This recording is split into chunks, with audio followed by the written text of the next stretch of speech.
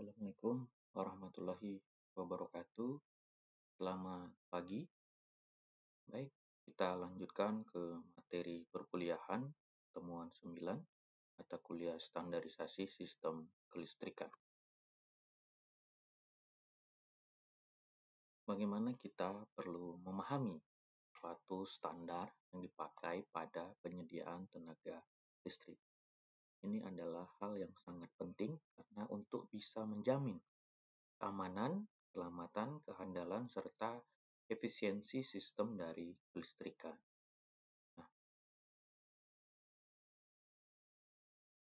pentingnya standarisasi dalam sektor ketenaga listrikan ini harus terkait standarisasinya. Pertama, karena melihat dari sisi keselamatan. Keselamatan di sini kita harus bisa menjamin keamanan pekerja dan juga pengguna dari listrik tersebut. Kemudian efisiensi, meningkatkan efisiensi produksi dan distribusi listrik. Kemudian memastikan peralatan listrik dapat bekerja dengan baik kompatibilitas dan juga kualitas. Ini untuk menjaga kualitas layanan listrik yang konsisten ya. Adapun jenis-jenis standar yang digunakan, ada standar internasional, ada standar nasional, ada standar untuk industri, dan ada standar perusahaan. Standar internasional ada IAC, IEEE, standar nasional ada SNI, standar industri ada WIL, SPLN, dan juga ada standar perusahaan, PLN, dan Pertamina.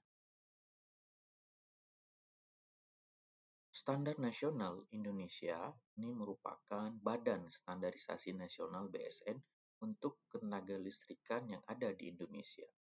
Tentu cakupannya ini meliputi aspek dari sisi keselamatan, kinerja, dan juga kualitas dari peralatan listrik.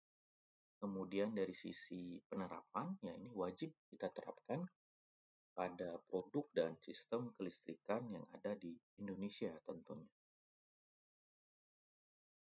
IEC, International Electrotechnical Commission, ini merupakan standarisasi global internasional untuk teknologi elektrik dan elektronik.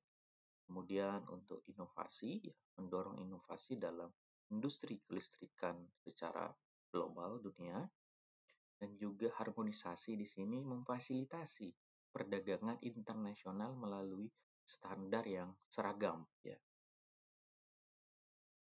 IEEE, Institute of Electrical and Electronic Engineers, ini merupakan suatu lembaga penelitian yang bisa mempublikasikan hasil penelitian terkini dalam bidang kelistrikan dan juga mengembangkan standarisasi untuk berbagai aspek teknologi kelistrikan serta melakukan edukasi penyelenggaraan seperti konferensi, training, pelatihan untuk sumber daya manusia yang bergerak di bidang profesional listrik. Manfaat tentunya ada manfaat dalam kita melakukan penerapan standar dalam penyediaan tenaga listrik. Apa itu manfaatnya? Keselamatan terjamin. Di sini dapat mengurangi risiko kecelakaan listrik dan terjadinya suatu kebakaran. Kemudian efisiensi meningkat. Ini kita dapat katakan optimalisasi sistem dan juga pengurangan pemborosan dari penggunaan energi. Kemudian kualitas terjaga, di sini menjamin kualitas listrik yang stabil dan andal. Kemudian terakhir adalah kompatibilitas global. Di sini tentunya dapat memudahkan integrasi dengan sistem listrik secara internasional.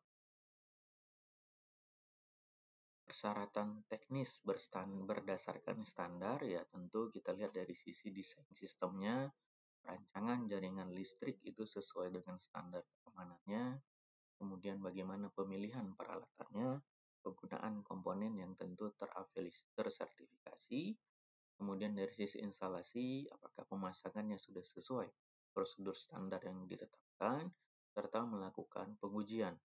Ini evaluasi kinerja sistem sebelum dilakukan pengoperasian. Keamanan dan kehandalan sistem kelistrikan. Misalnya sebagai apa? Sebagai tanda peringatan.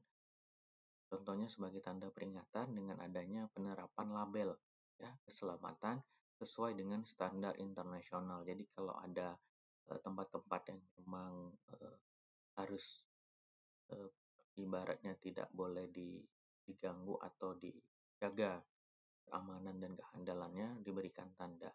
Kemudian bagaimana kita memonitoring sistem, tentu pengawasan secara real time ya untuk deteksi gangguan. Ini bisa menggunakan komputerisasi. Kemudian dari sisi pemeliharaan rutin, ini juga perlu dilakukan dengan jadwal perawatan berskala sesuai dengan standar SOP yang ada.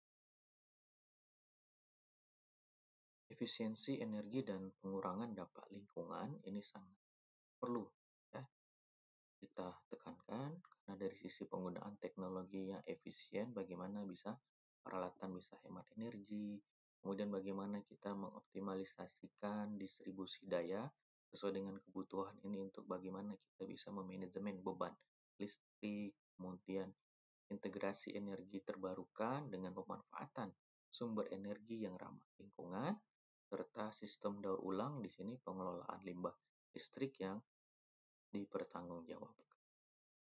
Jadi demikian untuk materi perkuliahan kita pada pertemuan 9. Terima kasih, selamat pagi. Assalamualaikum warahmatullahi wabarakatuh.